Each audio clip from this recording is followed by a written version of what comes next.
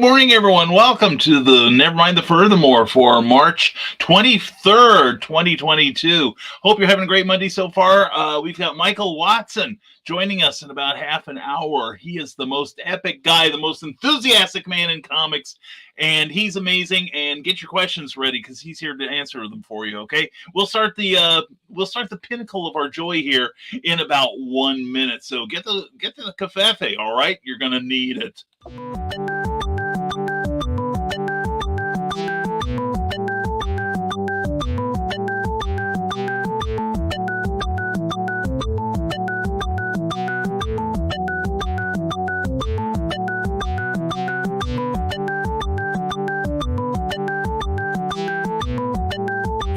Seconds.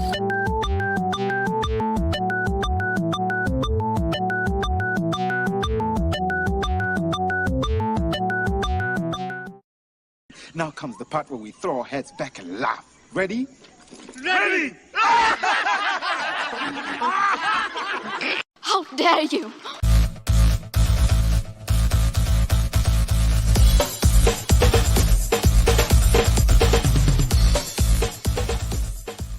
Welcome to Nevermind the Furthermore, your morning dose of creative conversation and coffee with your host, Brian K. Morris, independent publisher, freelance hybrid author, award-winning playwright, Facebook famous YouTuber, and former mortician's assistant. Get ready to start your day off right. And good morning, everyone. How the heck are you? Hope you're doing well. And thank you for showing up today. We've got, like I said, a great guest, Michael Watson, showing up in about half an hour. He is the writer and artist on Freestyle. In fact, he's got a whole company, Freestyle Comics, and or Hotshot, excuse me, is the name of the comic. I just got some stuff from a Kickstarter campaign that he completed recently, and we're going to talk about it, and we're going to talk about other stuff that you have. And I need to put my ears on. I just realized I don't have my ear monitors in. But anyway, we want to say thank you to everyone who's watching. If you're watching on the rerun, leave me a comment so I can talk back at you, all right? And let us know what you think of Michael. And also, I want to know what you think of Plasma Fire Graphics. Plasma Fire Graphics, who is sponsoring the show along with Rising Tide Publications, right? Plasma Fire Graphics, I lost my rap there. Well, the look of your book matters to you. I'll stop pointing.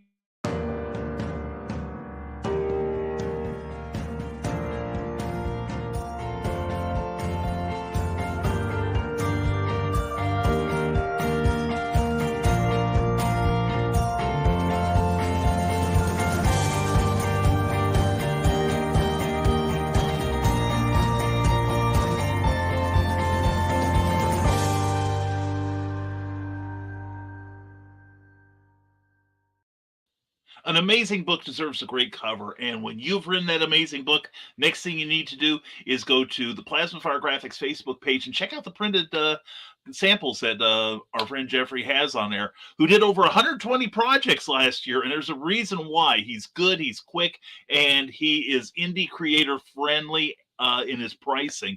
You'll love that too. So definitely check out his Facebook page, then go over to plasmafiregraphics.com, check out more samples, and contact him about those rates. You'll love dealing with him, and wait till you see the terrors. He's already done a couple of books for me already. Snow Shorts, Snow Ambition. This book here is actually up for a Pulp Factory Award. We're going to post about that later on my Facebook page. And also he did the, this is a low-res version, unfortunately, but for Stormgate Press, he did my book, The Skyhook Remnant. Please check them out, both available on Amazon.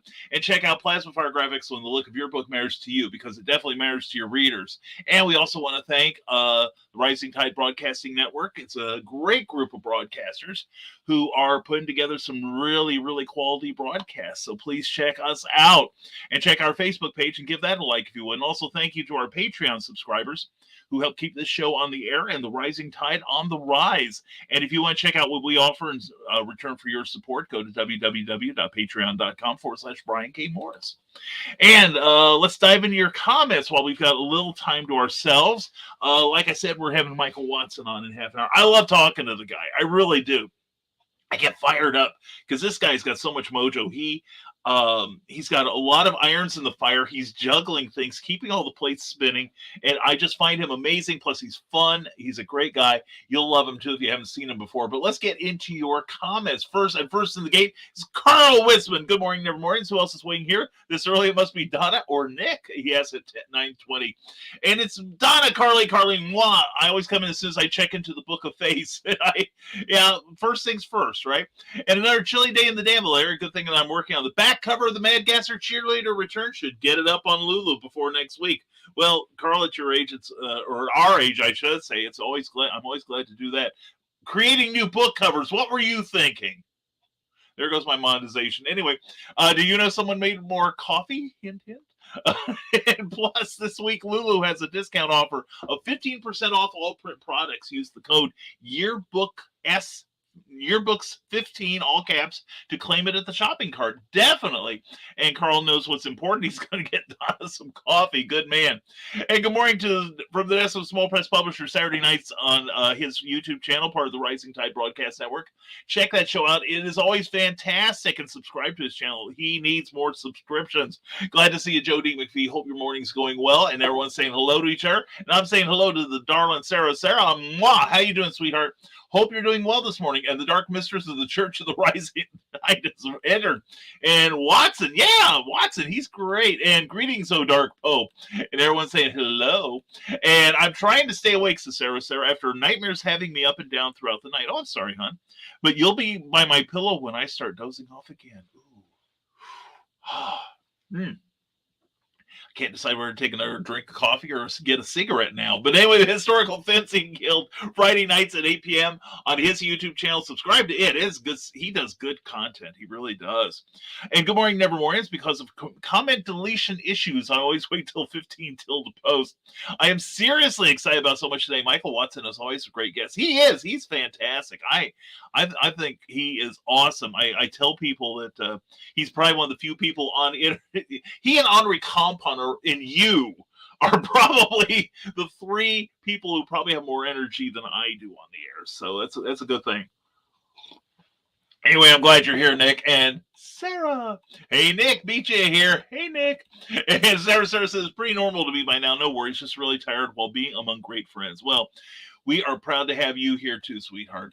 And video to be up early, Patreon, folks. Link to be included with this week's Cyber Tacto blog on the Historical Fencing Guild Patreon channel. Oh, definitely check that out.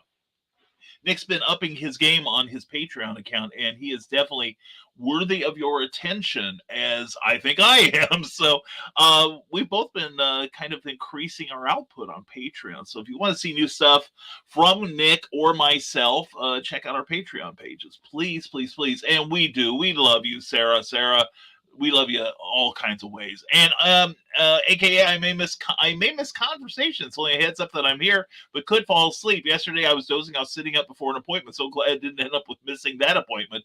Well, that's good. That's good, Sarah. We'll try to keep you awake. If anyone can sleep through Michael Watson, I don't know. I just have no faith in him. It's kind of like there's an old episode of the Dick Van Dyke Show. It's kind of like a Wake Up Little Susie kind of thing, where I think he and Laura had a fight, and Dick went to, or Rob, I should say, Rob Petrie, went to the drive-in theater to watch The Guns of Navarone, but he fell asleep and didn't make it home till after dawn.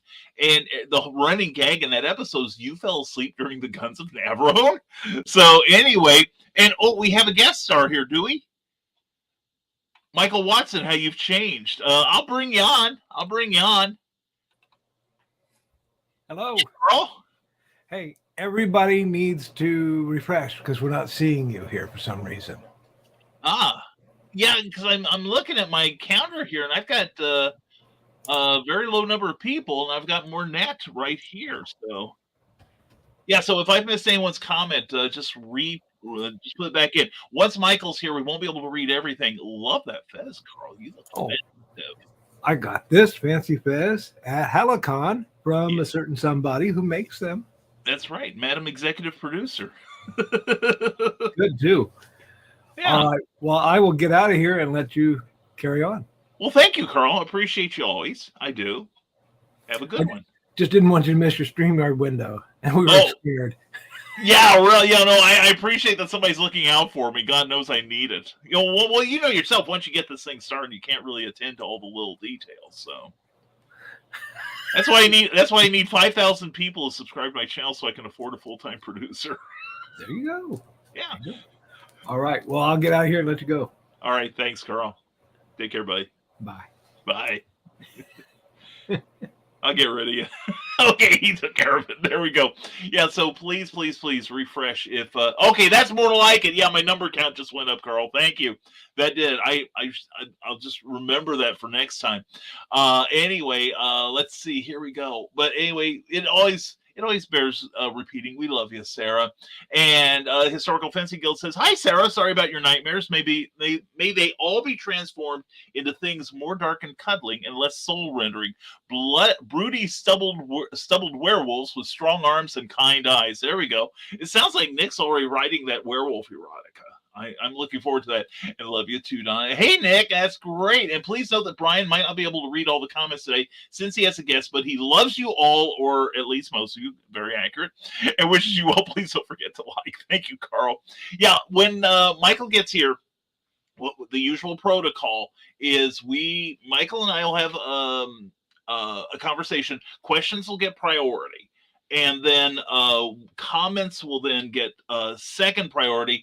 The promotion, I may not read everything aloud, but what we'll do is please, I want you to put it in so that people who watch this afterwards will still see your comments, all right, in the feed. So it's all working out here. Thank you again, Carl.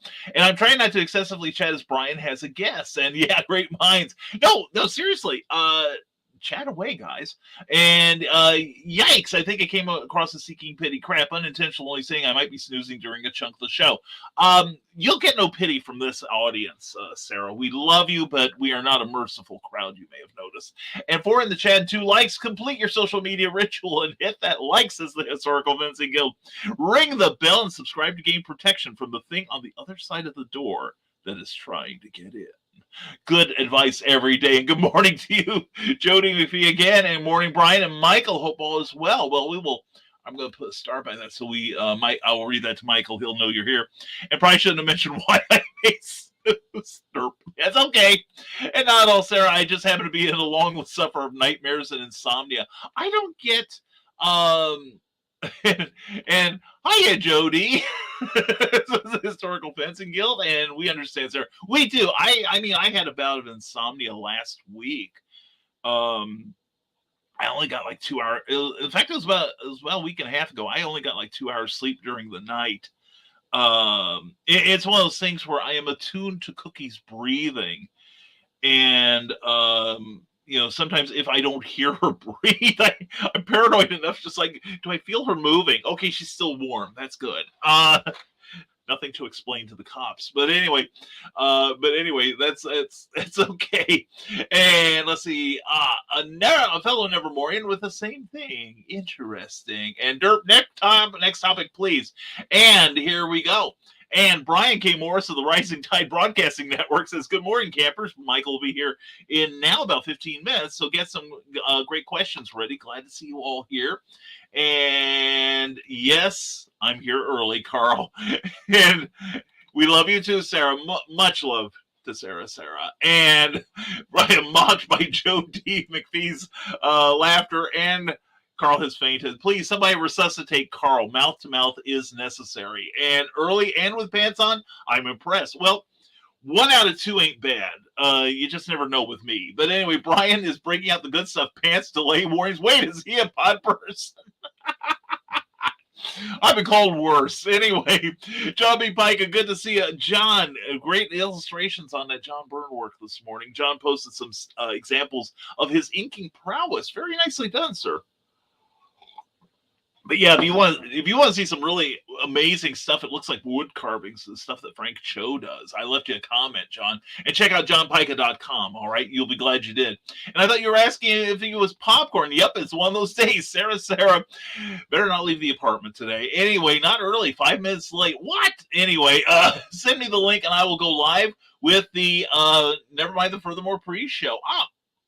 Well, hold on a second. Yeah, did I set the? I thought I set the time for for.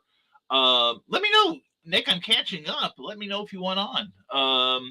But anyway, gonna miss StreamYard window. Nope. And then the extra F is for fun and probably not a typo. And both of you would be fun to step in. And good morning, Molly Daniels. Mwah, glad to see you. And Sarah says hello as well. And I thought we were. And I need to acquire a Hawaiian print fest for just such occasions. Talk to Cookie. I bet she could make one for you. And back in the cereal box is celebrating the fun of the Saturday morning of our youth with surviving adulthood today. Back in the cereal box. Fun. Check out his great network of shows, the Cereal Box Network. It's great. And everyone say hello. And I don't know. Do I need anyone to step in? And are they okay? Getting concerned. And Sarah, do you need today is or okay in general? And Jen Thompson, good morning for the Indie Author Book Expo. Mwah to Jen. Jen, I will be with Jen at the Indie Author Book Expos, both in Peoria this year and in West Des Moines, Iowa. We're going to be bringing Calgon with us. And looking forward to being with you, sweetheart. Mwah. Hope the day is going well for you. Check out Jen's blog. She is always fun. And League of Impossibles, issue 2, page 5, a work in progress, is up at patreon.com/impossibilist. Do check that out. Everyone refresh. Okay. Yeah, I feel refreshed already. Thank you. I guess he's waiting till Michael Watson here at 9:30. No, and I'm seeing you. Okay, cool. And checking on their health and well-being. And Uncle Carl, OMG. Oh, my God. Clean up on aisle 5. Jen just saw Uncle Carl. And refresh the page. Very good. And Glenn Fleming is Carl and Brian. Glenn, so glad to see you. Glenn, I should get a sense of dignity, and I'm no longer going to mention that I am the editor of this wonderful book, Jack Kirby, A Personal Journey, Words and Pictures. I'm not going to mention that it is vigorously illustrated with pictures of your great visit to the King of Comics from 30 years ago, and I'm not going to mention the incredible DVD that comes with this thing, or that you have an Indiegogo store that that you can be ordered from. I'm not going to mention any of that or how proud I am that I edited the words in this book. So and I will tell everyone to get your copy. If you don't want to deal with Indiegogo, contact Glenn directly by a direct messenger, and he'll get you one. And everyone's saying hello. And okay, I saw him and he is broadcasting, but I can't see it here either. Okay. And good evening to Radio Retro Future. Hope you're doing well this morning and restarting the computer. Okay, yeah, the numbers are getting back up to where they should be. Good. Wrong link or routing through the wrong page. Brian has a guess. Is he an editor? It just so happens, Glenn, somebody else who can transform the dross of verbiage into wordy gold. You know what I'm saying? And Radio Retro Future declined a contract from an Italian company yesterday. What are your thoughts on Vanity Publishing, aka pay in advance for a number of copies? I want to make a video on the topic. In book publishing, Vanity Publishing in this country is like you pay to get a bunch of books printed regardless of quality, and you get, basically it's a printer that does nothing for you more than get your books out to you. Pay in advance for a number of copies. Yeah, it's one thing if you go through a legitimate publisher, but the vanity publishers, at least here, are the type that say, oh yeah, we'll make you a New York Times bestseller. We'll get your books in Barnes and Noble on the front, that front table the minute you walk in, make you all these outlandish promises that they cannot or will not keep. And almost every vanity publisher I've ever seen produces really crap work. So I say the more control, and also it's a lot more expensive than doing it yourself. So yeah, if you want to do a taping or an interview with me on Vanity Publishing, I would love to make commentary on it. I've never fallen for it, fortunately, but I have had friends that have. So I'd be interested. New video coming soon. Yeah, I'd be interested in helping you with that if you'd like. Do a collab, as they call it. The kids do it. Wow, Glenn, if nothing else comes of that comment was worth it. It's a historical fencing guild. That's true. That's true. And tech problems happen. No complaints about that. I'm sure troubleshooting is happening. I am dozing off, though, so I'll catch up later. Ginormous love and hugs. Love and hugs to you, sweetheart.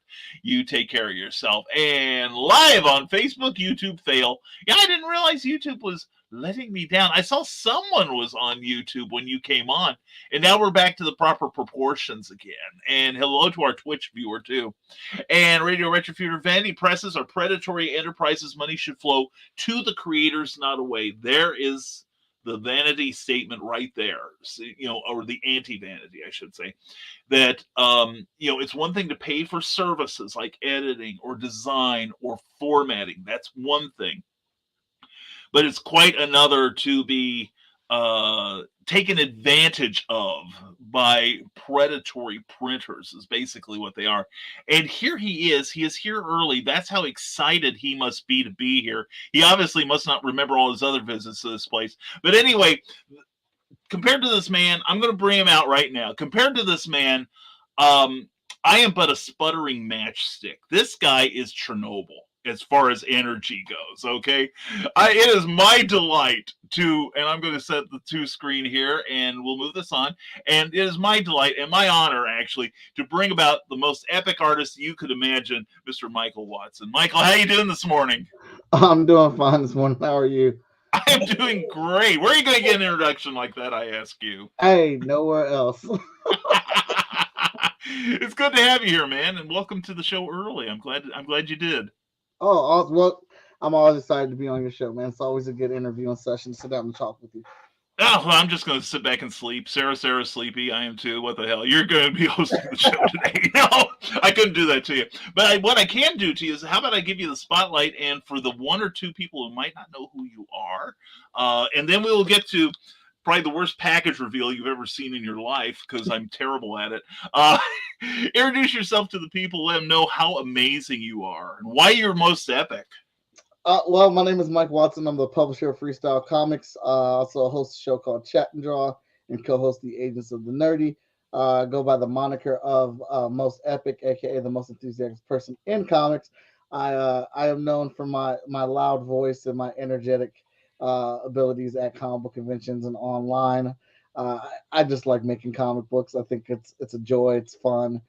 Brings a lot of happiness to my life to make comic books and work with super creative people to bring these stories to life. Right now, we're doing our 4th Kickstarter this year for our Vigilance and Cypher number 3, which will be our 25th and 26th produced comic book by Freestyle Comics. So it's a little bit of a celebration for us at fskgo.com. If you guys want to pledge and check that out, we've got some really nice rewards, some really nice items for us making 25 actual comic books. And I think that about covers it. I think you did a good job there, my friend. Very good indeed. And we have already posted once the address to the Vigilance Kickstarter there, but darned if we're not going to do that again. And there it is. Vigilance is its own reward and a great comic book. Get your copy at that address down there. Please pledge generously. There are a number of great reward levels that you can take advantage of, and a lot of great stuff. I mean, I'm not just a friend, but I'm a fan. Please consider yourself fawned over. But anyway, I told Michael I got my Gemini mailer the other day, and we have a comment here. Most Epic says, hello all. Good man. Glad you could join us. We were expecting good questions from you. But no, I'm terrible in, I have had some package reveals. And so I'm going to call upon my acting skills. This is what's left of the package reveal. Because Brian couldn't wait. So let's open this up. And let's fondle Michael's package here for a second. It's never too early to be. Yeah. Man, I love these things. I seriously do. That's my favorite one that we've printed so far for a bookmark. Oh, I can see why. I mean, when this fell out of the package, I mean, it just pops. The color choices are spectacular. And kids, be careful with these things. You're going to hurt yourself with them. It is also a defense weapon. It is. I'm going to carry one of these with me. I hope I don't need a license for it in Indiana, because it is freaking lethal. I guess if I was in Ohio, I could be packing that, but Ohio rather. But yeah, I got my package the other day, and I had pledged to the Emerald Quest comic book, which I will show right here. Mhm. And this is lovely, man. This, I read it over the weekend. This is just absolutely super. Great story, written by a promising young writer, Michael Watson. And I'll tell you, this writer had a lot of help from his editorial team. So, yeah, Danny Cooper, editor-in-chief, and head editor LaShawn Colvin. And well, you know, in all seriousness, I believe in good editing. Yes, yeah, absolutely. You know, because I've seen my stuff when I'm the only editor on it, and you know, I can do it. You know, are you like me in that you can do it pretty well for other people, but you're kind of weak on, you know, or less, you know, skilled maybe on yourself? Absolutely. Yeah, it's like you get used to your own mistakes or something. But yeah, this is a kudos to James, artist J.G. Gage, and everyone who worked on this book, because this is like, it grabs you from the get-go. Yeah, that's a great start to a comic book. And the scene shifts a lot, and beautiful. I get some, but you know, really lovely storytelling, great art on this. Yeah, James did all that in a program called MetaBang on iPad. He drew, inked, and colored the entire book in that program, and that program's free. Oh, wow. Well, what's the name of it again?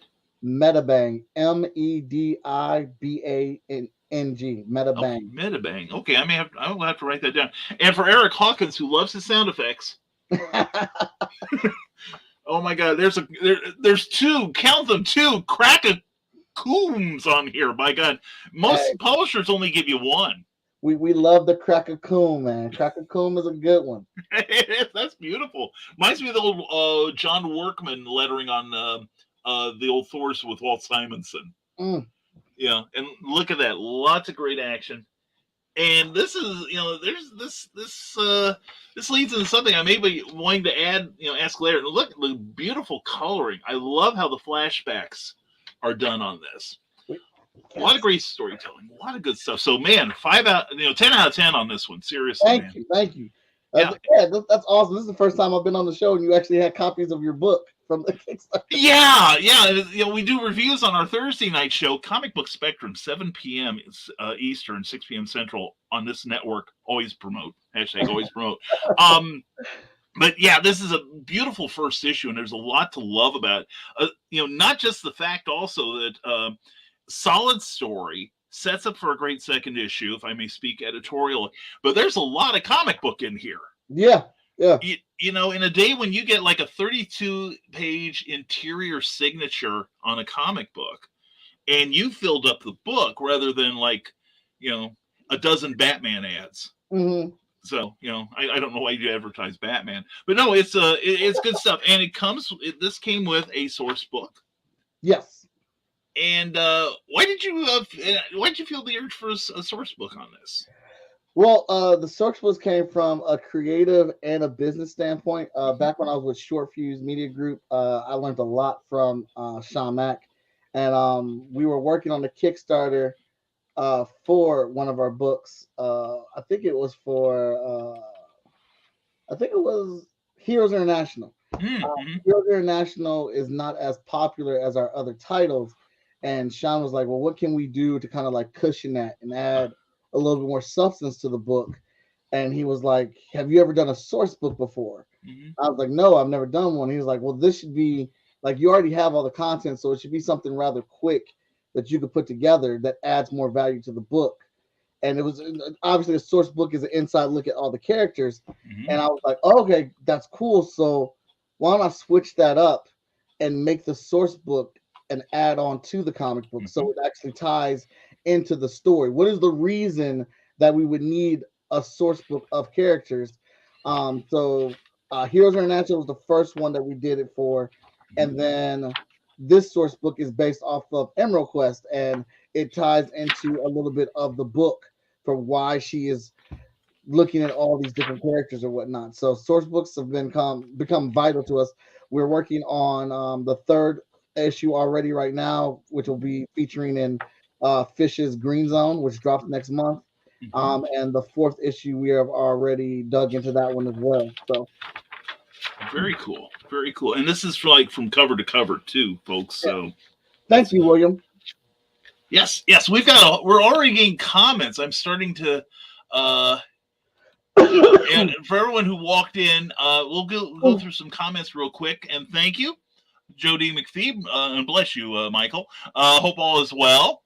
And let's see, here we go. And William Bay both glad to see you here, and he likes our microphone. Thank you. And the artwork is just wonderful. And Glenn B. Fleming is here. He says, "What, Michael is an editor? What the hell did I pay you for?" See, he's seething because I found so many things to edit in Jack Kirby, words and pictures that I edited. Oh, did I say that again? Oh, darn. But anyway, that's available on Indiegogo. Go there and get it after you pledge for Michael's book on vigilance, all right? And good morning, Michael Watson from the Historical Fencing Guild. Good And morning. Critical Blast, glad to have you here. And yes, you can include that clip in your video. We did a thing on, we did a little rant on Vanity Publishing earlier while we were waiting for you. And let's see, William A. Both goes, that comic looks so very cool. Yeah, it is. It is James seriously cool.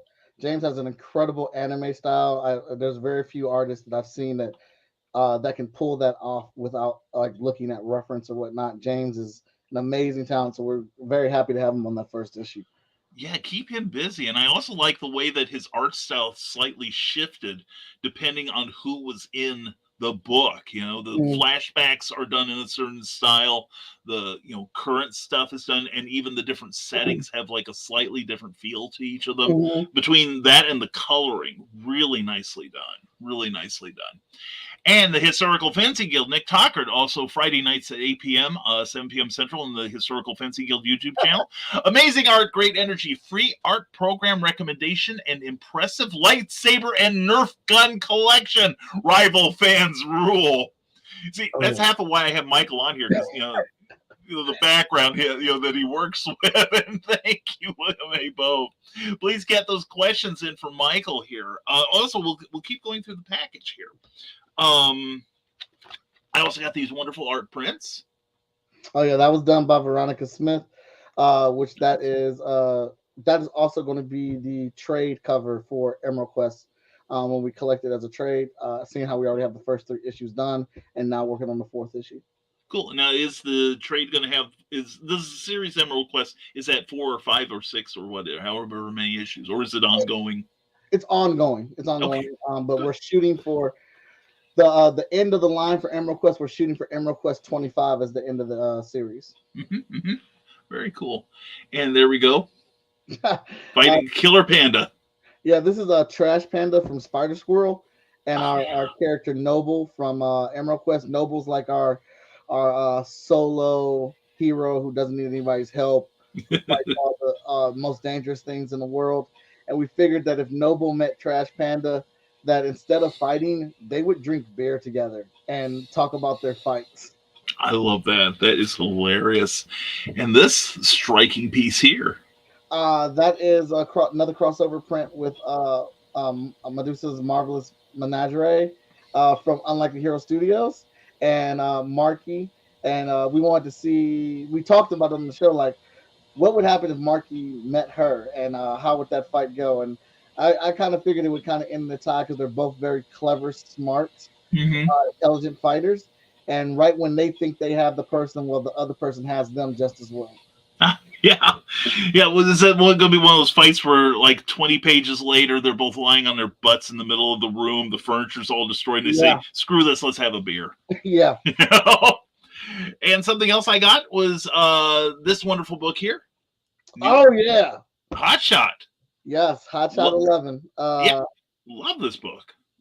Thank you. I'm very excited about that issue. The fact that we were able to get 2 of those out within 4 months. Yeah. I hope you guys are ready. That's a ride. That's a ride for that issue. A lot of emotional stuff happening in that one. It's the second part of our Unforgiven series. We are putting Hot Shot through the ringer, and the theme question is, are you a hero if you have powers or not? Like, are you Mhm. still a hero? Yeah. And like every other issue, you do terrible things to Columbus, Ohio. Well, You're off of Columbus's Christmas card list, that's for sure. well, you know, things happen. You know, I know. You know, you gotta make good comic stories. You gotta kill some people, some innocent bystanders. That's all there is to it. But no, a lot of good stuff in here. And I noticed something. And there may be spoilers in this show. I will say that because you know, I want to know. Uh, and that there is a something very thematically similar between this issue of Hot Shot and Mm, Emerald Quest. Do you know what I'm talking about? I think I may. I think I may. Seeing how I wrote both those issues. That's what I'm going to say. Yeah, it's, let's just call it the cycle of abuse. Yes. Yes. Now, am I reading more into this that maybe something in, you know, because this is part of the same universe, that something in here is kind of like mirrored in here? A bit. These characters, yeah, they are in the same universe, but we have not revealed how Emerald Quest is connected to the rest of the Hot Shot verse. Mhm. But yes, a cycle of abuse is apparent in the issues. Emerald Quest, Marky is our main character, and she was physically abused by her stepfather, going through that stuff. And in Hot Shot, we explore spousal abuse. Mhm. Hot Shot's, aka Mike, his mom was abused by his stepfather, and that's where we come in with the question, because when we do a backflash in there, when he's a kid, he actually comes in the room while it's happening, and his mom tells him, "Oh, baby, it's okay. We're just playing. Go back to your room." Yeah, And this is beautiful, man. thank you. Nicely done. And because he's scared and he doesn't know what to do, but he listens to his mom, he goes back to his room, and that's kind of like something that Hotshot has carried with him to his Mhm. adulthood, and he always wishes he would have protected his mother in that moment. And he's questioning himself now as a hero, like, well, when I didn't have power, I didn't do anything because I was scared. But now that I have power, I'm a hero. Mhm. Am I really a hero? Because heroes do stuff whether they have power or not. So Mhm. that's the question that we're throwing around there, and examining through this story arc. Mhm. Well, you know, that's something you know, you see a lot of heroes who carry, you know, in mainstream comics mostly, who carry a lot of angst with them. Hmm. You know, like, you know, Spider-Man, he carries survivor's guilt. You have, although not so much a motivation, but, you know, like Superman, Hmm. he's got a certain amount of survivor's guilt too. Right, You've got Batman, who is a walking textbook on neuroses and right, psychoses. And this is how he deals with it. You know, and I find it interesting. I'm looking forward to the next, you know, issue or two where, you know, it's like we all make mistakes in life. yes, And how do, you know, if you're going back, how can you fix it? Which in a lot of ways it's happened. You can't. But how do you deal with it once you're in a position to do something about it? See, absolutely. Like that's excuse me. let's bless you. Woo. But Want some? yeah, exactly. I was gonna say, want some? But that's the journey right there. That's the story. I felt like I've always wanted to challenge Hotshot and have him grow into his power set. And we had two really great issues written by Carrie Kelly. And I felt, as I read back on those issues, I felt like Hotshot got too comfortable with his powers, Mm-hmm. and I didn't want him to be that comfortable yet. Yeah. Yeah. So I really want to push his character as a hero, and like, while this is all fantastic with this fantasy and this action, this adventure, we really do want to ground things in reality and make these characters relatable, because like, Mm-hmm. I cheer for Spider-Man because Peter Parker has a shitty life. Yeah. You know, Exactly. I know what it's like to be late with rent, to pay bills late, to be struggling through school and all those things. So when he puts on that mask as Spider-Man, I want him to get a win. I want him to win. Mm-hmm. So when you see these things, I want people to see parts of them reflected in Hotshot as a character. Like when I let a couple of my colleagues read it prior to launch, like they let me know, like, yeah, my mom went through that same thing, and like Mhm. that sucked. Like, and like these are people I've known for years that I've been working with and knowing, and like I never knew they went through that as a kid. Mhm. But like that's where those connections start to come together. And as you're reading this book, now this book is relatable, and now you start to be involved in the conversation that we're having.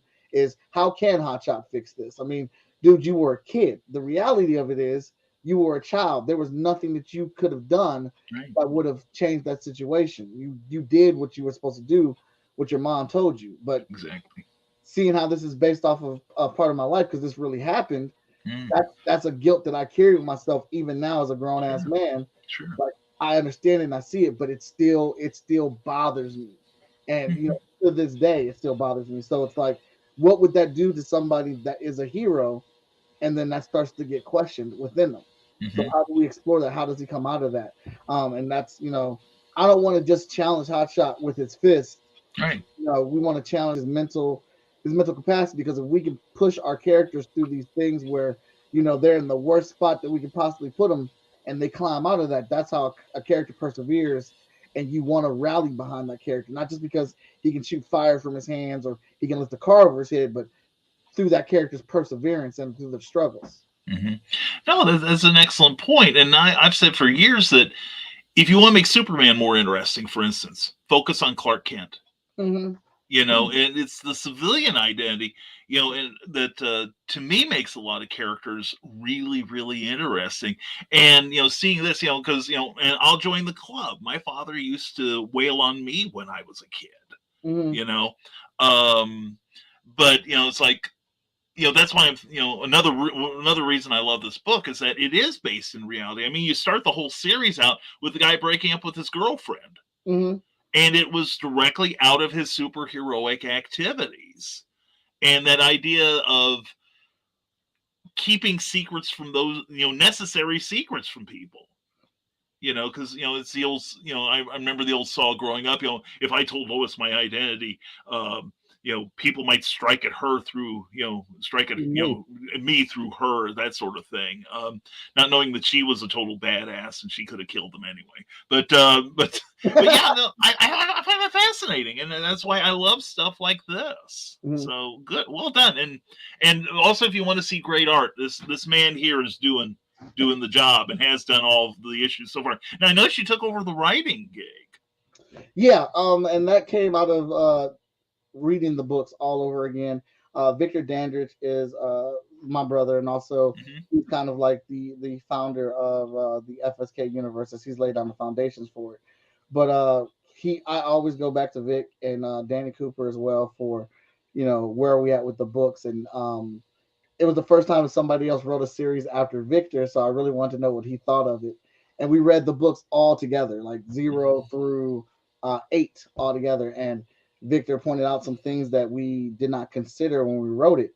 And so when I went back and read it, I was like, damn, he's right. All right. So Carrie had already started on the next issue, and I was Hmm. like, all right, Carrie, so I need another issue in between what you're writing. Yeah. I'm not going to ask you to write another book because this isn't your fault. This is my fault as a creative editor that I did not see these things. So I'm going to write this next issue to try to tie those things together better. Hmm. And then we'll go with your issue after that. Hmm. Um, and I wrote it, and I ended up really liking writing. Yeah. Luckily for me, Carrie already had some other work to do or whatnot, but Good. conversation with him was like, I actually kind of like this, so I want to keep it going. And there's a story that I want to tell with it that I'm trying to tell, and it helps me with drawing the book as well. So being able to be the writer and the illustrator, or actually the penciler on it, helps me with that process, which is why I was able to get 2 issues out so fast. That and the fact that I'm drawing digitally now. So it's I'm still learning from it. Danny Cooper is an amazing editor. I bang out a lot of ideas with Danny while I'm going through these books or whatnot. And a lot of our editorial process actually comes in the closing. Hmm. When Danny does the letters on the pages, we get on a video chat like this, and we go through each one of the pages and through the dialogue and everything. And Hmm. we're like, is there a better way to say this? Is there a better way to convey this idea? Or Hmm. is that how Hotshot would have said that or whatnot. So I'm still learning a ton as a writer. Sure. But it's fun. It's absolutely fun, and being able to tell this story, I don't think, especially this arc that we're in right now, I don't think anybody else could have written this just because it's from my perspective and my experiences. Like this is something like I talked to my mom about to make sure she was okay. Sure. I talked to my sister about this because my stepfather is her father. Um, so like, which they were all understanding and they were cool with. My sister actually really enjoys the story that we're telling right now. Good. My mom likes it as well. Good. So it's been a great ride, and I like what you said earlier is that which I'm wondering if you have my room bugged and tapped because if you want to make Superman more interesting, focus on Clark Kent. That's exactly what we're doing in the new Vigilance story. We focus on Vigilance for the first 3 issues, and that's my thing. I hate when people say you can't make Superman interesting, like Superman is boring. I'm like, yes, you can. Yeah. And that's exactly what we're doing. Like we're flipping it. She's taking off her cape, and we're looking at Vigilance as a person. Who is she when she takes off this cape? Where does she go? What does she do? Who does she like? What is she into? What kind of does she like? Yeah. And we're establishing that right now, which is why you guys should go pledge to the Vigilance campaign because all the issues are available right there. That's right. Subtle plug. I like that. But no. Well, you mentioned that Victor found some things that you didn't touch on in the earlier issues. What can you want to reveal what some of them were that we can look forward to? Oh, well, see, it was a matter of like, so we went through this whole thing of one of the biggest questions that people ask about is the Zero event. And we didn't quite touch on some of that stuff that we were breadcrumbing through the first 6 issues. Then just like how Mike was handling his powers overall, like we just got through with a whole fight that took 6 issues between Void. And, we kind of didn't touch on the aftermath of that. Like how does that feel with Mike, like where Carla and Mike is after that situation, the city being as damaged as it was from this fight? Because like in the Freestyle Comics universe, this is the Void versus Hotshot and Vigilance fight is the biggest fight that they've had in like the last 10 years since the Zero event or something like that. So this is not only a huge fight, but it's a moment in time saying, are we getting back to those heroics and villainy that we used to have long ago, or whatnot? So just looking at and just like the character Mike, like looking at it, like the relationship with Carla, where do they stand at, where are they going, that type of deal. Like so like if you read issue 9, where the relationship ends up at. Also setting up breadcrumbs for the theme of our book is light and darkness, and there are these eternal things that go hand in hand. So how far and where where more of that is going to come into it. This arc that we're in right now with Unforgiven is really going to challenge. It's that moment which gets overdone now, but it was great when they first did it.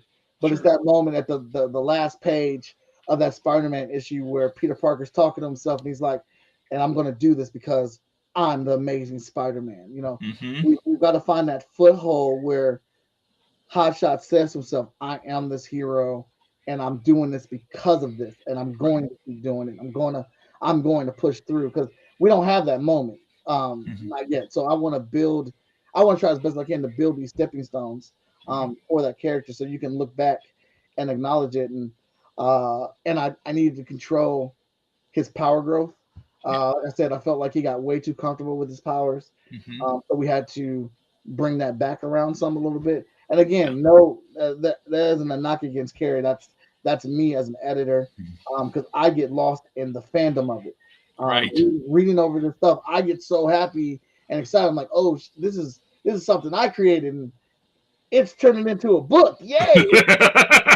It's a company too, Yeah.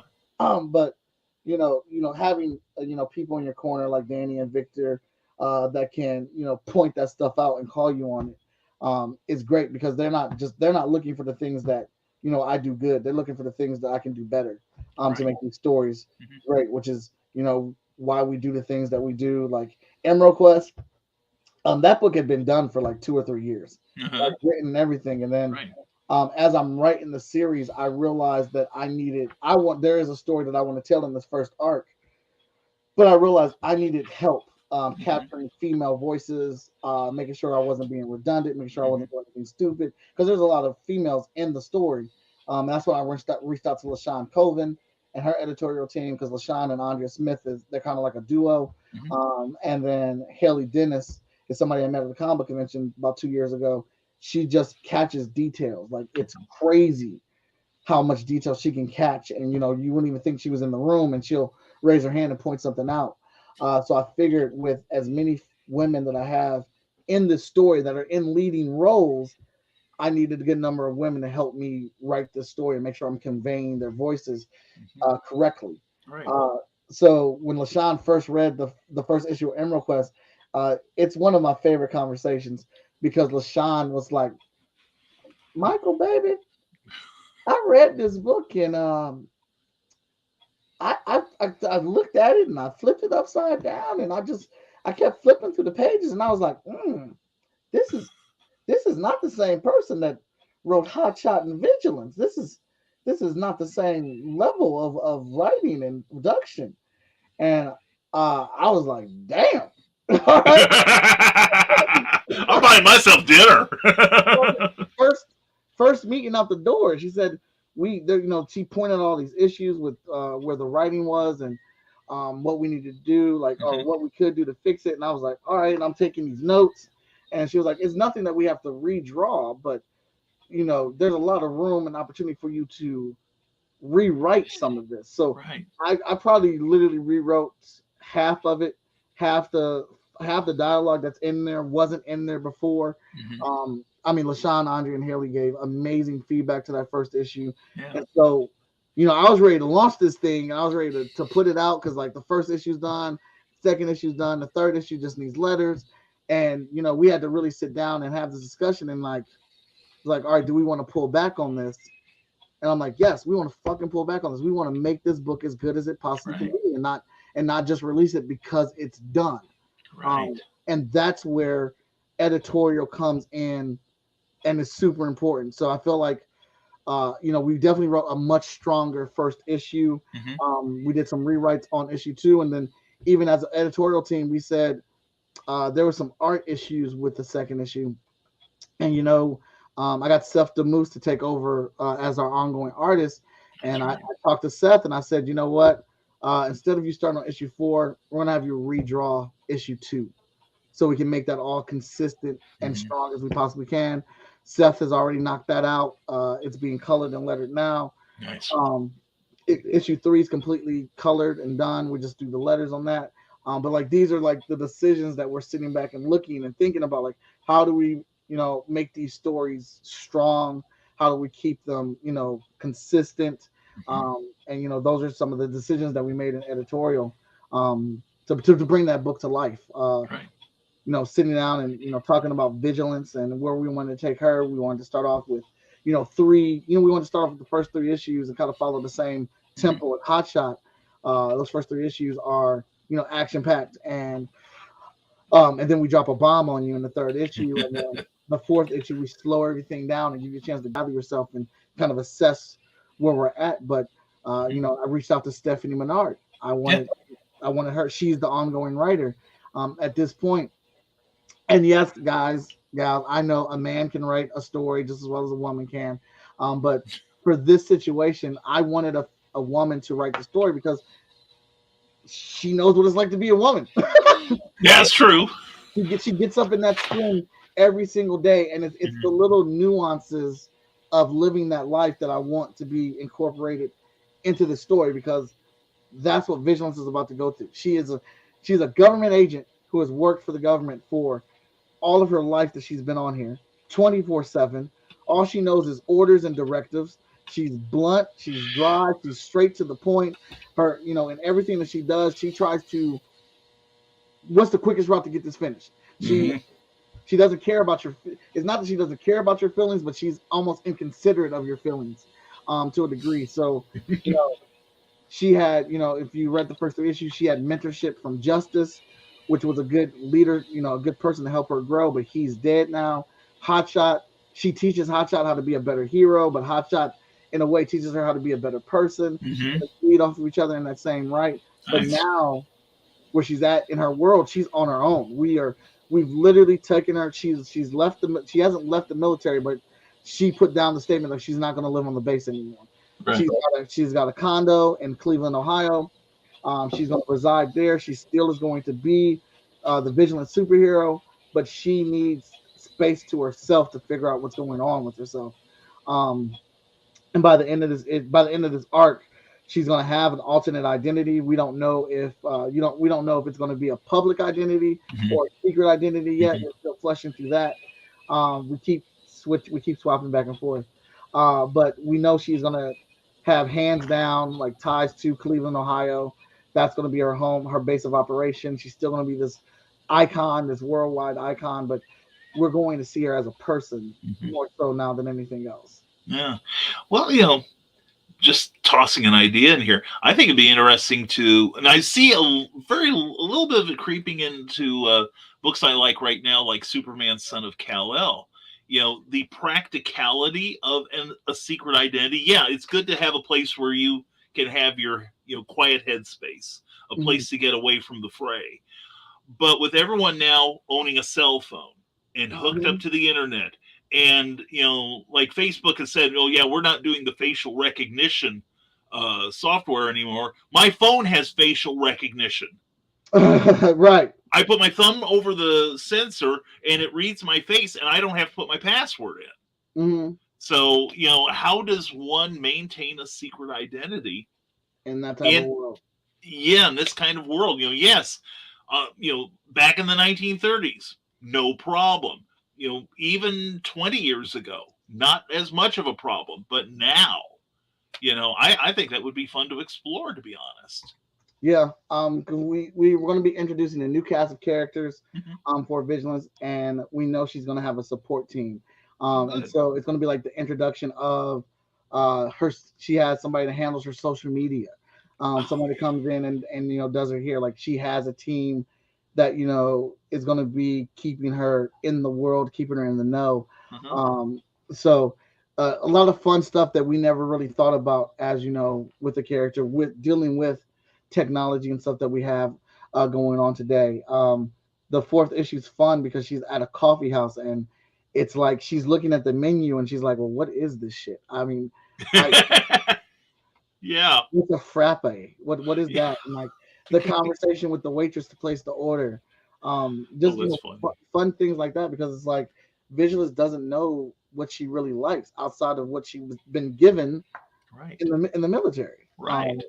So that's fun. That sounds great. Seriously. Some of the comments here, the Historical Fencing Guild says, Michael, it's a great analysis of what makes a hero. Thank you. Thank you, man.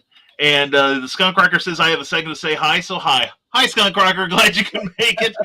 And we have Pops Van Zandt here. Hey, yo. Good to see you, Pops. And PromCon is this weekend, so check it out. And everyone's saying hello. And also, he's got his own thing there. We'll say it. And hello, Rick Bradley. Good morning to you. And Cindy Kemp, good morning to you, darling. Glad you're here. And Cindy, keep the promotions coming in. We won't be able to read them all, but we'll read this one because it's about me. Hi there. Anyway, and Illusions, and we saw you sneak in here, Jake. We're going to get to your questions, and geez, I love her. Whatever we're talking about, Cindy is riffing off of us. So there we go. Thank you, Cindy.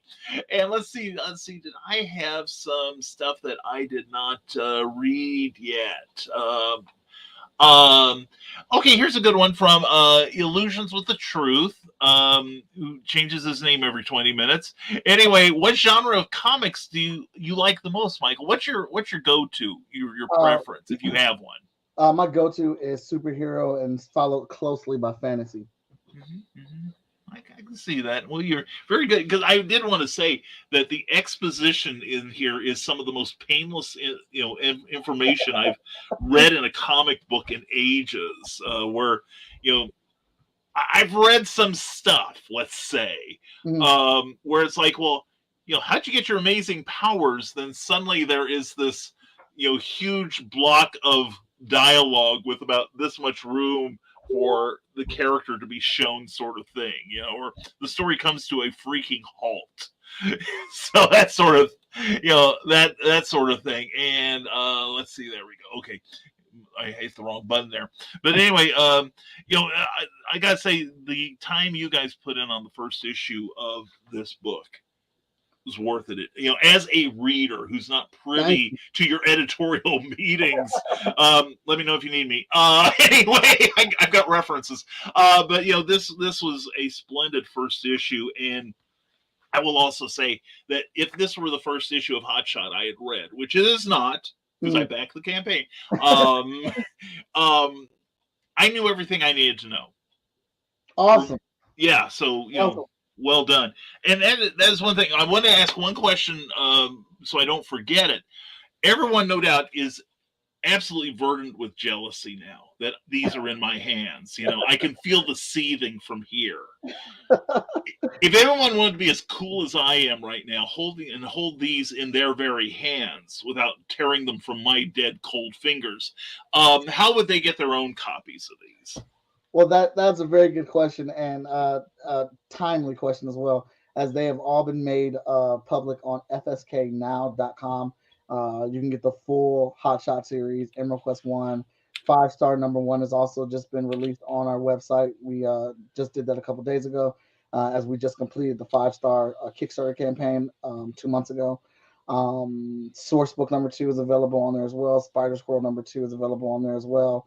Once we get done with, we're trying to get our handle on the shipping thing and getting things out as fast as we can. So Vigilance and Cypher should be available as soon as we get done shipping them on our website, and then we're rolling into Fish Lee's Green Zone number 1, April 4th, for our next Kickstarter campaign. Very cool. Very cool.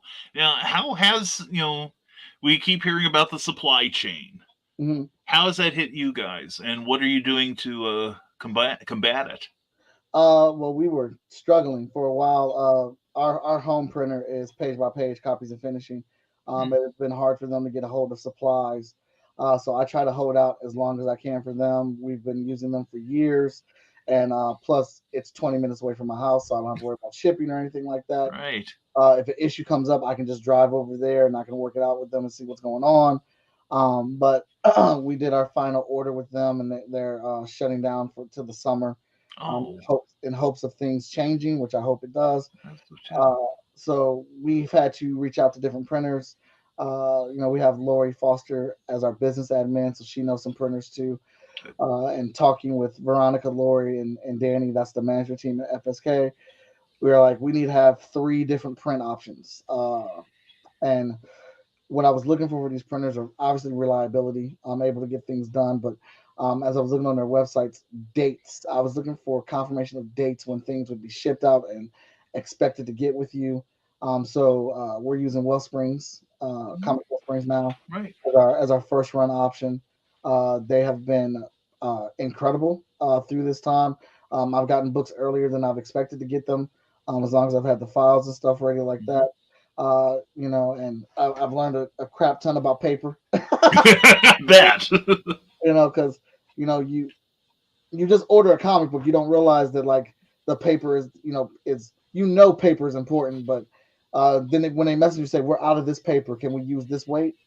I don't care what weight you use, bruh. Just give me my books. Yeah, print it on Charmin if you have to. Just get the damn things to me, right? Do it. So we featured some delays, like when we did the Hotshot Kickstarter, we had some delays because this stuff was starting to happen. We had some delays through the Emerald Quest, but with that delay, we decided that with 5-star wrapping up, we packaged the 5-star and Emerald Quest together.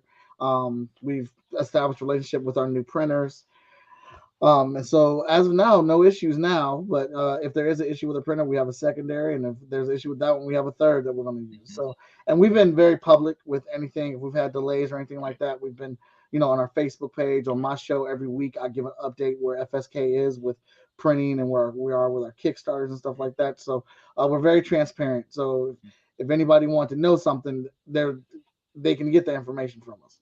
Yeah, very cool, very cool.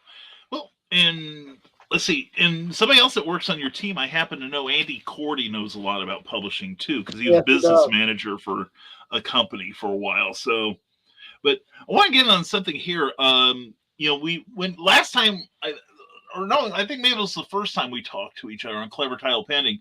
You mentioned that you have like about 100 issues, Mhm. interconnected and interwoven. Something I want to point out, which I think is kind of cool. You have the issue number right there. I'll get a little closer so you can see it, folks. You have the issue number right there, but in the universe, Yes. and like, this is number 5. Mm-hmm. So what were the 4 before it? Hot shot 1, 2, 3. Oh, okay. Hot shot 0. Yeah, I was thinking for some reason not having the physical copies, which one day I'm going to cure that. I will have you know.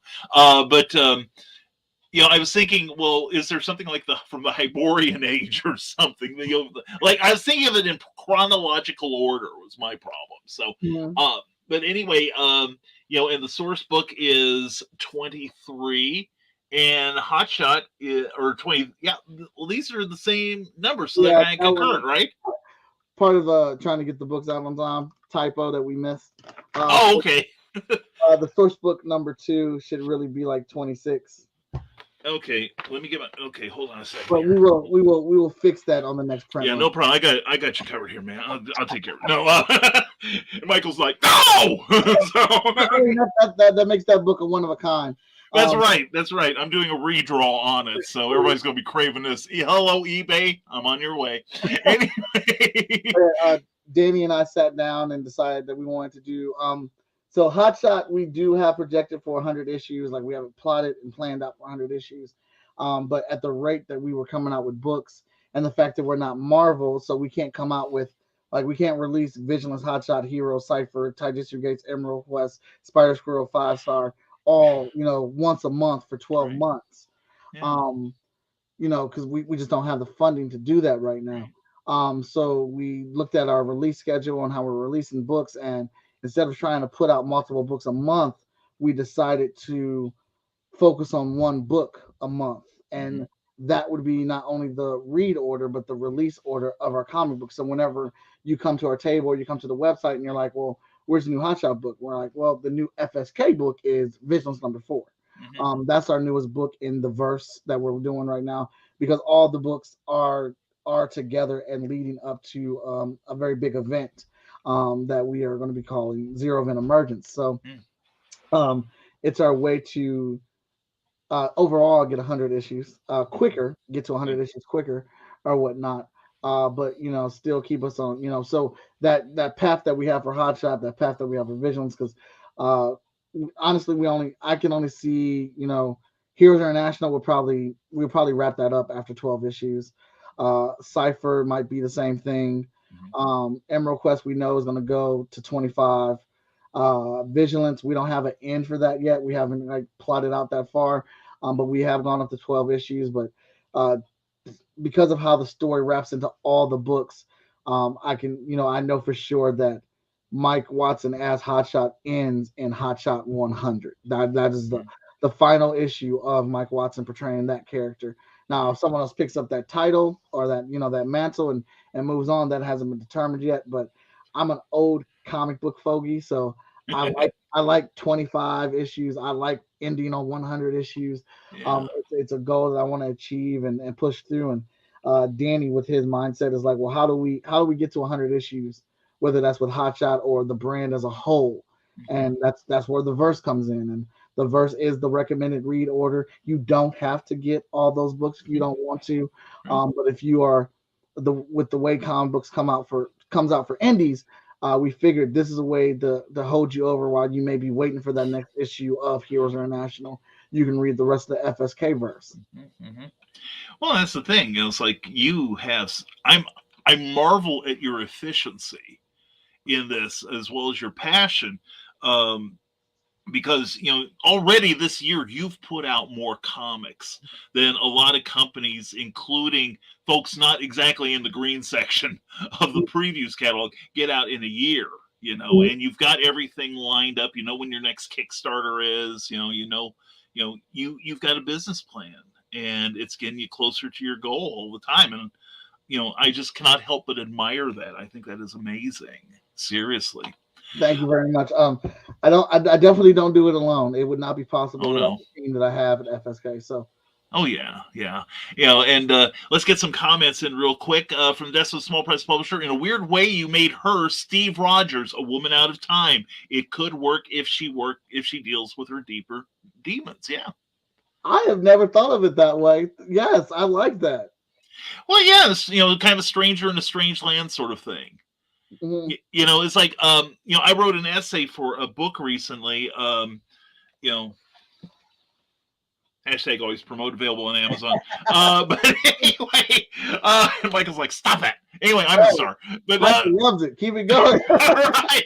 Oh, I got more. Believe you me, I've got more. But no, I wrote an essay about an episode of Batman from the 1966 TV series, and talking about Jose Jimenez Mhm. is in Bill Dana, the actor, portrays Jose Jimenez in one of the scenes where Batman's on the side of the building and Bill Dana pokes his head out, and how that character hasn't aged well. Mhm. But the thing is, I think a lot of that is because a lot of people, don't see him the way I did when I was growing up watching it. A lot of people thought of him as, like, oh, it's an offensive stereotype because they're portraying him as ignorant. And I never got that. He was more naive, which I don't place in the same category as ignorance. Right. Really, it's not that he's uneducated. He does know what's going around him, but maybe he hasn't experienced it himself. And in that regard, maybe I'm rationalizing the character or whatever, but I could see that for somebody like Vigilance, that just having read her interactions in Hot Shot, that excellent at what she does, but you put her in a different pond, she doesn't have the same life experiences as you and I, and that she's rediscovering or she's discovering for the first time stuff that for you and me has become part of our cultural and our mental jargon. Mm-hmm. Like when you sit down and talk to lawyers, they're going to talk like lawyers. You sit down with bankers, they're going to talk like economists. You talk with comic book people, they've got their own language, and suddenly the common currency that you and I do every day, like shopping and traffic laws, things like that. I could see a whole lot of fun with, like Joe was saying, a whole lot of fun with just stuff that you and I maybe take for granted. Absolutely. Trends and how social Mhm. media works and things like that. Like she's on the ground now, so she's gonna be able to see those things. So when it is a situation when she gets into a fight and it breaks the internet, or it's trending on Twitter, Mhm. or like someone makes a meme out of her getting punched, and she's like, is this supposed to be funny? Is this a Yeah. joke? Like, what does this even mean? I saved the entire city. Yeah. Why are they laughing at me? Things Yeah. she would have never noticed or paid attention to because she was in the sky, but now she's grounded. Yeah, and how many people now are going to maybe look at her as like, especially if she has a social media presence, as an influencer? Yeah, What kind of role model is she becoming to people? yeah, That's that sort of thing. yeah. So to celebrate us making 25 comics, we did this 5-piece cover set where we drew all the women of FSK dressed up in dresses and gowns and I suits. saw that. Yeah. And like that's the thing, like Vigilance is going to go to events now, like the government, EHD and the government are going to say, hey, can you represent us at this movie release? We want to show the public that we are, that we're good people, we're other people. And she goes there dressed up in outfits that are obviously inspired by her costume, and she's going to be asked interview questions and stuff like that now. And it's like, well, you're a personality now, you're a persona. You want people to relate. We want people to relate to who Vigilance is now. Like, this is how you start digging in on a character and put him in these situations, how it's going to react. You put Vigilance in front of a 100-foot tall monster, she punches it in the face because that's what she does. But you put Vigilance in front of 10 reporters at a movie premiere, and they're like, well, 10 people died in your last, heroic save. While you saved thousands, 10 people died. How do you feel about that? And it's like, she's never been asked a question like that. Right. She, when we look at it from a military standpoint, it's like you had a 95% success rate. You know what I'm saying? Like, that's good for the military because the military understands that there are going to be sacrifices. You're not going to be able to save everybody, but the public opinion now is something that she has to deal with. And it's like, no, you got to save everybody. Mm-hmm. Yeah. Or I've never seen her. I don't know anything about her, but I hate her. I'm against her, because it is the internet. Yeah. You could just run a whole series just about internet, the lack of internet courtesy. So I think that, I'm just seeing nothing but open doors here. Yeah, absolutely. I mean, it's going to be super fun, which is, and I'm, great conversations with Stephanie as she, writes this character for more issues and stuff like that. And Nicholas is saying out here, it's a great opportunity to talk about women's treatment online. Absolutely. Oh, yeah. For sure. And flashing ahead, again, this is why career military personnel have to take a course to adjust to civilian life before they retire. I see her dealing with this firsthand without having said class. And Nick Tucker says, Michael has a great opportunity to talk about women's treatment online. Vigilance coming face to face with an internet troll could be interesting. And we could have one less internet troll when it's all said and done, too. So it's like we may find a problem she can punch. Yeah. So. And that's the thing. Like, you're trolling Vigilance. I mean, she still works for the military. Yeah. Like, she doesn't know how to do things nice. I mean, she doesn't know, like, there's no soft hand when you're dealing with Vigilance. For all we know, what if she does get trolled by the internet? And, like, it keeps happening. And she just goes to EHD. They punch in a few keys. They track it down. Next thing you know, she comes crashing in your ceiling. What did you say? Yeah. Yeah, or knocks on the door. Ma'am, I need to see that person that's living in your basement in his underwear, But then at the same time, you have to do that. And, like, again, the public eye, did she go too far? Is she doing too much with her power? Mm-hmm. Yeah. So, yeah, tons of opportunity for it, man. That's awesome. I feel like this is just like a writer session right now. Like, doesn't it, though? Because I've got something else for you. What, because we all, like, if you've worked restaurants or retail, you interact maybe with 100 people a day during the 8 hours you're at the gig. And 99 of them will be great, uh-huh. Or at least neutral. And then maybe about 50 of them will be exceptional and you're glad you met them. And there's going to be that one person that's all you think about for the next 3 days, that one a-hole, and, I could just see somebody like getting trolled. Like, I just saved the city from an alien invasion. Hey, yay me. Let's relax on the internet. And there'd be that one person that just says the wrong thing. It's like, well, why am I doing this then? Everyone hates me. Why am I doing this? And I can see Michael's typing this down. I can see the next editorial conference. Nick and Brian are now consultants for you, and Joe and all. But, yeah, Stephanie, we may have plotted out your book for the next 2 years. You're welcome. Absolutely. No, but you see what I mean when I say, that's what I love reading characters where, and I think it's part of the joy I had as a young comics fan, reading Superman. And when I go back and read like the old Captain Marvels from, Fawcett, that there's no place that you can't go. Mm-hmm. That there's nothing but potential, and you can tell 1,000 different types of stories. And that's why I personally think that some books hang themselves up because they lock themselves into one type of story. Yeah. But who says you can't have one issue you're saving the world from an alien invasion. The next one, you're, wondering why your newspaper is late. And then the next issue, you're invading the land of the Fae, sort of thing.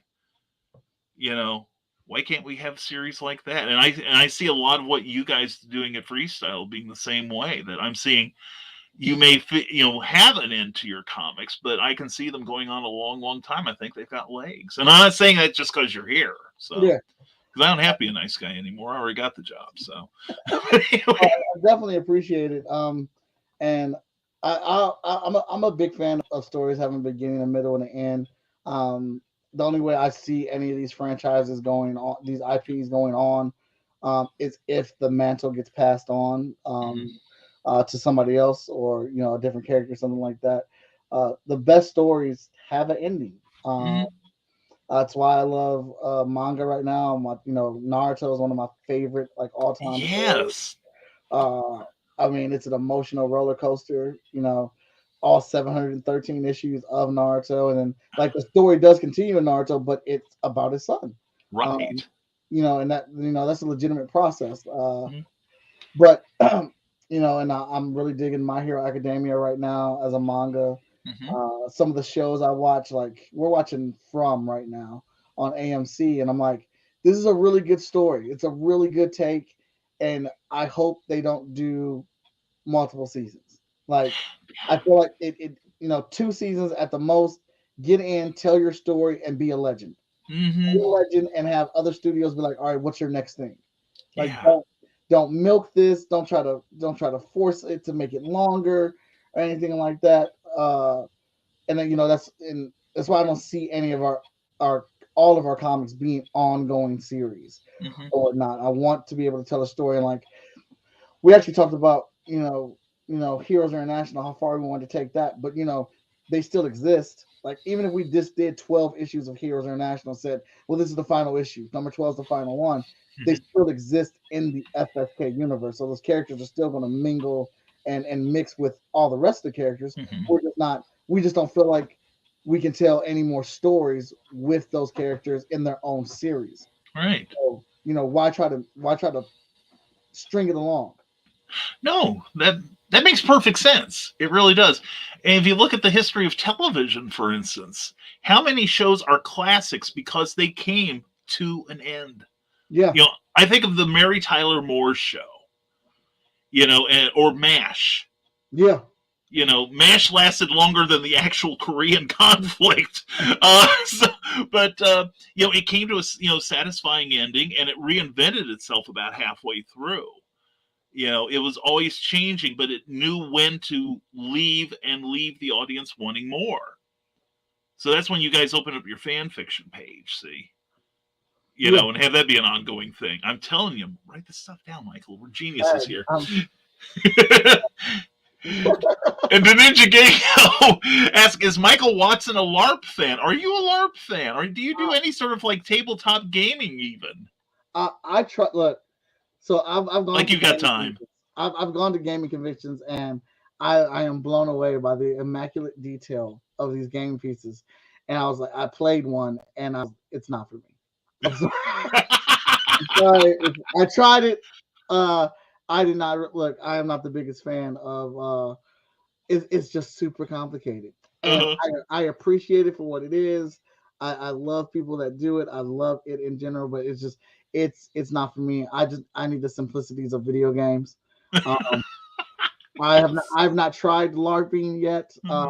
If I find it and I come across it, I definitely would like to try it. I've seen it at comic book conventions. I've done a little suit up where they walked us through it, for some demos or whatnot. But I do want to do some live action LARPing at some point. But tabletop gaming, I appreciate it from afar. Okay, that's a good answer. And we have a professional opinion on my remarking of that one issue. And no, Brian, slab that typo. Yeah, because it's new, and I'm not trying to make excuses for us, but we've dropped 4 comic books this year. It's March, and we've dropped 4 comic books. I know. Yeah, that's what I was saying. 2 more coming out this month. We're dropping another one next month. If we hit 6,000 on this Vigilance campaign, we're giving everybody a free digital copy of a new book called Scribble War, where Victor Dandridge and I battled online with his characters versus my characters.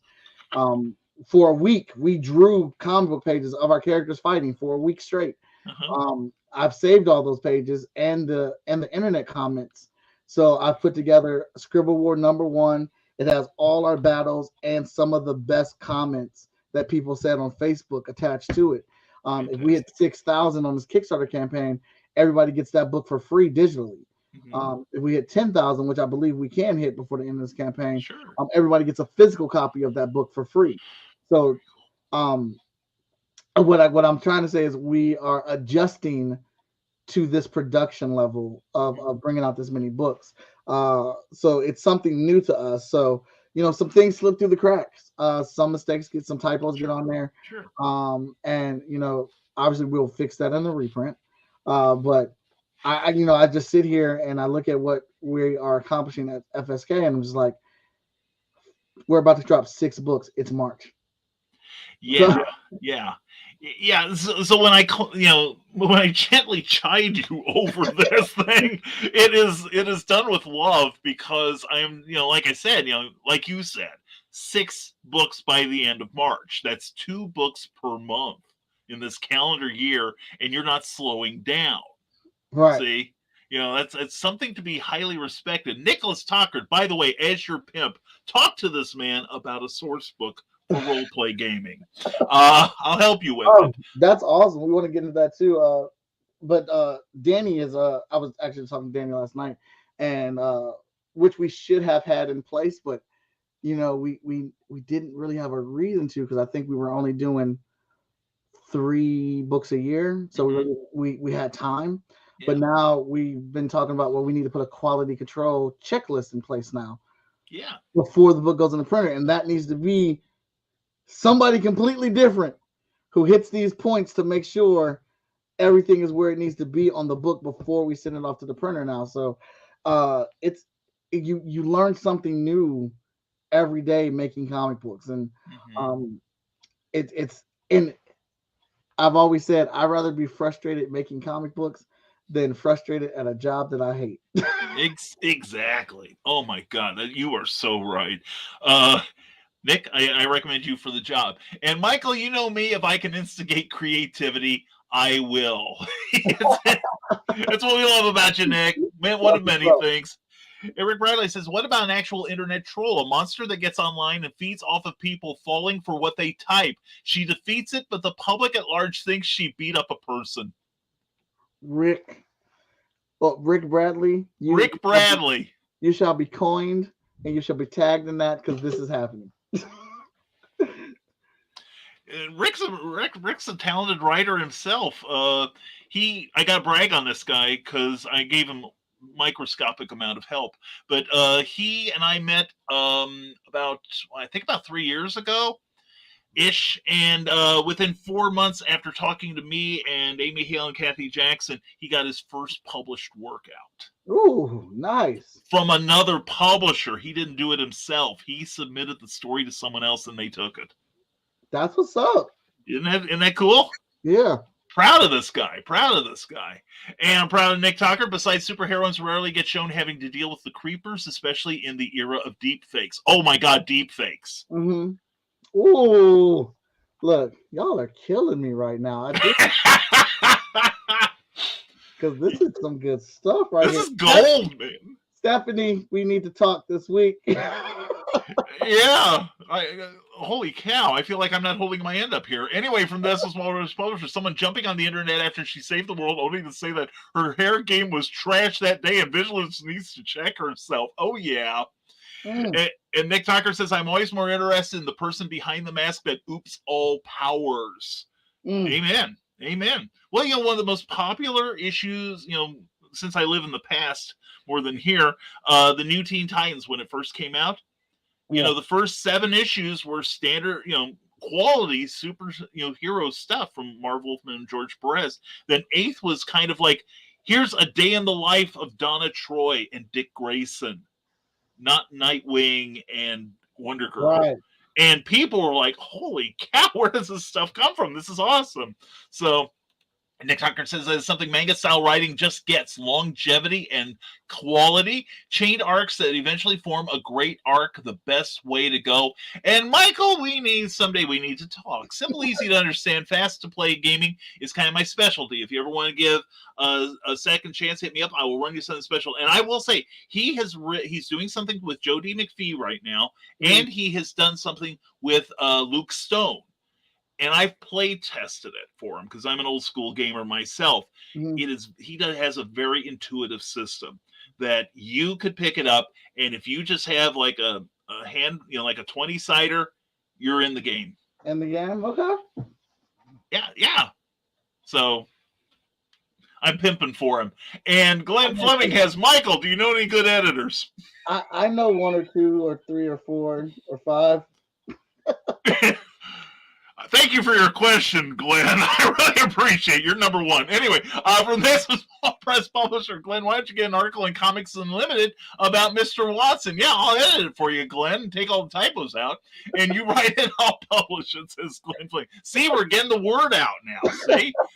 See, we're spreading the word. I'm taking full credit for this. I love it. This is one of the reasons. I mean, this is why I like coming on the show, man. Number one, it's a great conversation.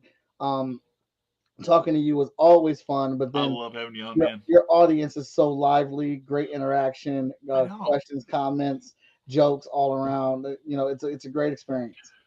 Thank you very much. I do. It means the world to me, Michael, coming from you. Now, I want to, you said something earlier about this is like a writing thing. Maybe that's something we could do some night. I'm not saying you need it, okay? Because I know you guys have plenty of ideas, but let's get some of the crazies in here and start throwing around ideas.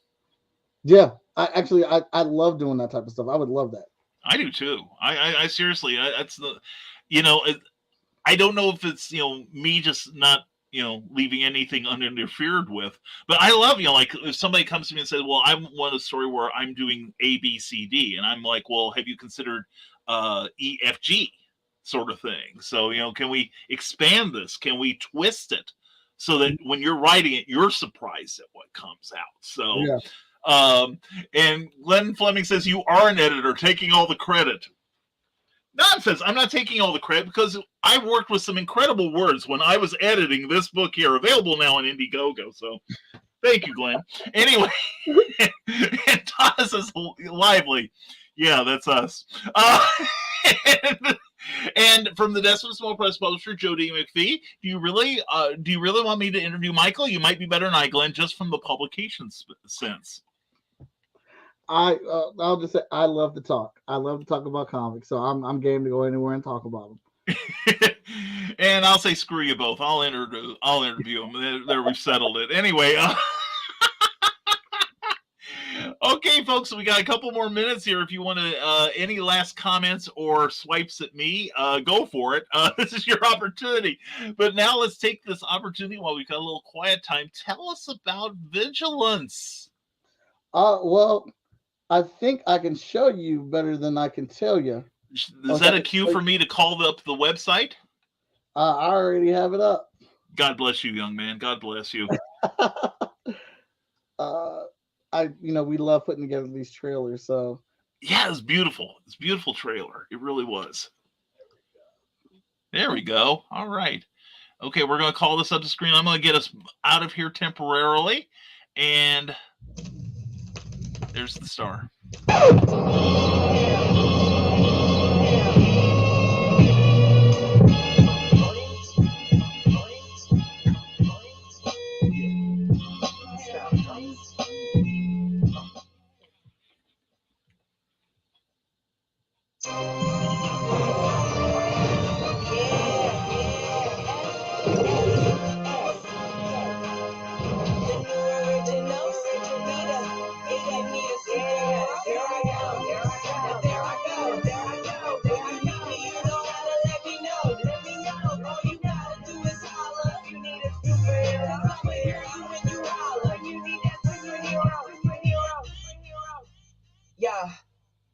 Gravita. When you need me, all you gotta do is holler.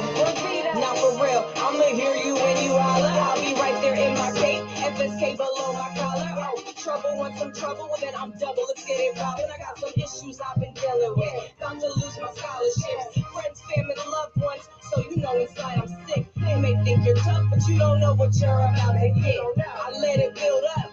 Defeat you all of it. No apologies. This may hurt a bit. No, this will hurt a lot. What goes up is There we go. That is beautiful, good sir. That is beautiful. And I love that intro. I love when you're showing the logo there, I'm thinking this is the show that runs on Saturday morning or in the afternoons, near the Power Rangers stuff. It had that kind of drama to it. I love that. That was a beautiful video, man. Thank you very much. But long story short, Vigilance is the world's most powerful superhero. She works for the government full time with no secret identity, but she has amnesia, and she's starting to realize the government is lying to her about who she really is. And I don't recommend lying to the world's strongest superhero. So the first 3 issues, which are available on the Kickstarter as well, you get to really see Vigilance at her, at her height of power, what she can really do, how EHD is involved and things like that. The 3rd issue takes a bit of a twist as you get to, if you've read Hotshot number 5, Vigilance is in that book helping Hotshot fight Void, but issue 3 is all issue 5 of Hotshot from Vigilance's perspective.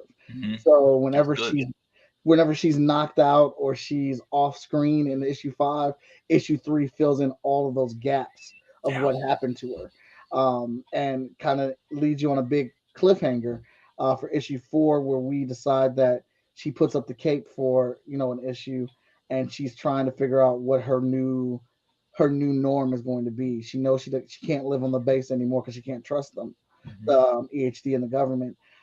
She needs to put some distance between her and them. She still needs to be a hero, but she needs to figure out what's wrong with her and who she's going to be. If you've ever had, been very comfortable with yourself and confident in who you are and what you do, and then all of a sudden, you feel like you find out that the basis of your confidence is a lie, and that gets taken from you.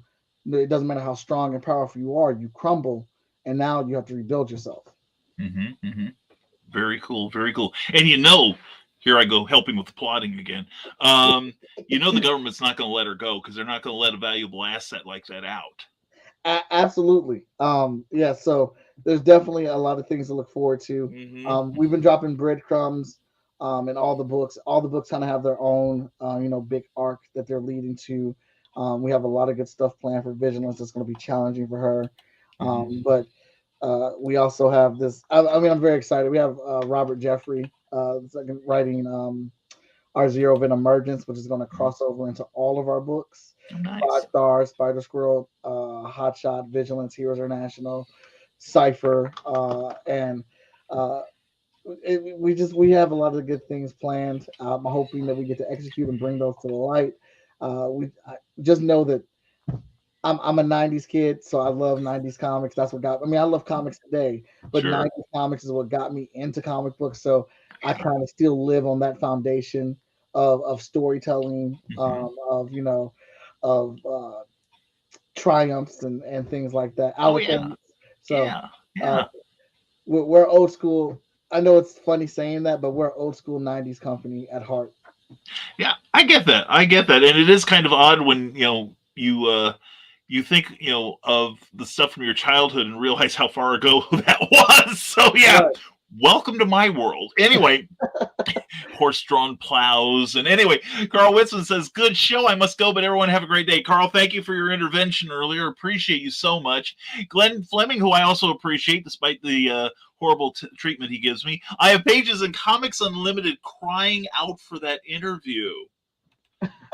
And for the desk of a small press publisher, seriously, balls in your court, Michael.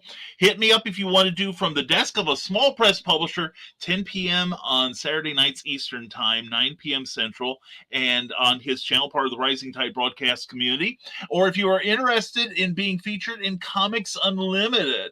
FYI, Comics Unlimited is an international comic magazine published by Glenn Fleming and distributed by Amazon and I don't edit it. Anyway, Ace Bonnie, great show, you crazy kids. Ace, thank you for being here, my man. And everyone who I maybe didn't say hello to, thank you for being here. Cindy Gap, thank you for your great comments. And I think it's time we let Michael go here. I'd like you to stick around so I can say goodbye to you. But do you have anything else in closing you'd like to say, Michael? I'm not from Decimal Small Publisher. I thought I just tagged you. I'd love to get together and figure that out, how we can do that. I'm down all the way. But I want to thank you for allowing me onto your platform. Anytime, brother. Looking at you and your audience, I very much so appreciate it. So very much.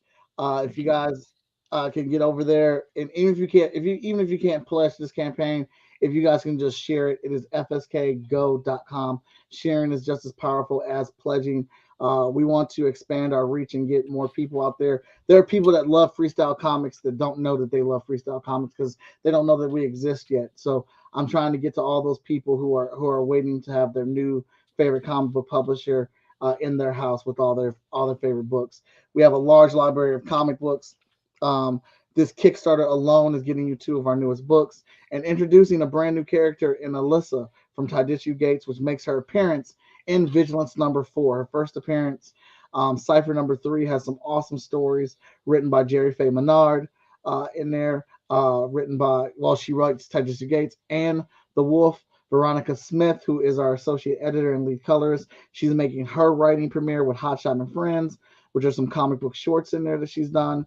Our internship class from the Art Academy of Cincinnati has 4 shorts in there as well. Nice. So you're getting a lot of comic on this Kickstarter campaign. Plus we have merch, we have t-shirts, our collector's cover, which I absolutely love and adore, that has all the FSK women and the beautifully diverse viewing in dresses and suits and gowns as they celebrate the 25th comic book that we produced. Give the Kickstarter a look over, man. Give it a try. Give us a look over. I guarantee there is at least one comic title that we have that you would like, if not all of them. That's true. I'll endorse that statement because I love what you guys are putting out. You guys are doing some quality content, and it shows a lot of love. And I can't thank you enough for being here, as always, my friend. All right. Thank you so much. Thank you. Now, stick around, please. I would like to say goodbye to you properly, but I will take over the screen here, and there we go. Okay. And thank you all for being here. And Ace Bonnie sums it up here. It goes, Brian's platform always loves to be stepped on for the right reason. Well, I felt this was one of them. And, we like bringing special people on, and Michael's definitely one of them. But thank you all. You're all special, too. Thank you for your great comments and questions.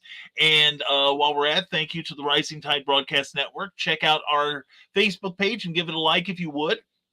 And we've got more stuff coming, including tomorrow night, Comic Book Spectrum, with myself and the rest of the Fab Five reviewing and newsing and all kinds of stuff about comics. And thank you to our patrons on Patreon, which is a monthly subscription service where you can support your favorite creators directly with a modest financial stipend. And you can see what I give you in exchange, extra stuff at www.patreon.com/Brian K. Morris. And, of course, we want to thank our sponsors, Rising Tide Publications and Plasma Fire Graphics, when the look of your book matters to you.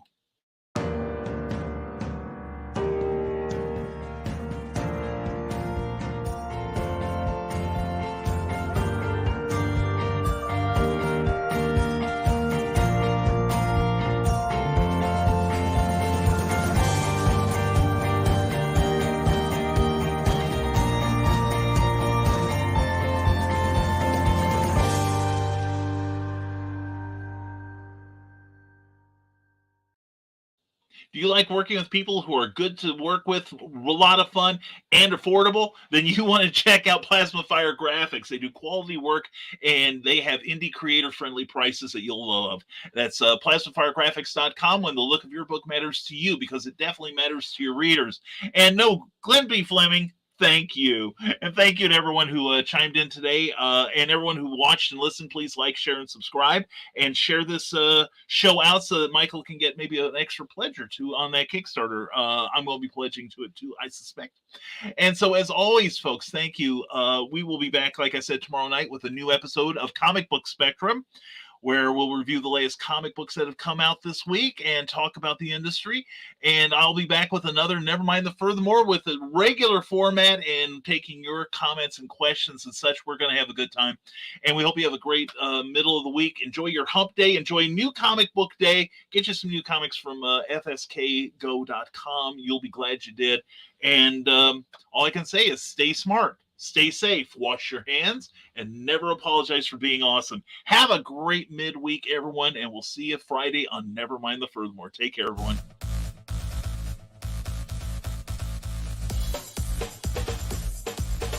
Thank you for watching Nevermind the Furthermore, a Rising Tide Broadcast Network production. If you enjoyed any part of this show, please give it a like or a thumbs up and share it with your friends. Also, please subscribe to our YouTube channel and consider becoming one of our Patreon supporters. Thanks again, and we'll see you next time on Nevermind the Furthermore.